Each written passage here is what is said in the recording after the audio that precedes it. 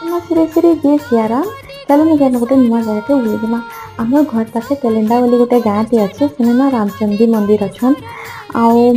जहाँ छुआ दिन शुणे बहुत प्रत्यक्ष देवी आ बहुत मान्यता अच्छे आमर ये जगार बट आज पर्यटन मुझे भिजिट ही नहीं करते जा ही नहीं पारते कहसन ना मार बुलावा नहीं आसले आम जा ही नहीं पारूँ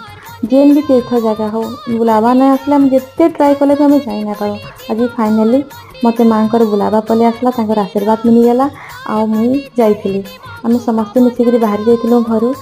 फाइनाली मंदिर में पहुँची गलु आ बहुत शांति रे पूजा कलु। मंदिर परिवेश बहुत बढ़िया लगला बहुत शांति लगला। मंदिर भिड़ भी नहीं थे कहीं खरा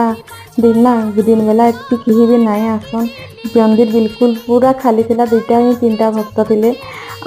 पूजा में बहुत सुंदर कलु दीप जालु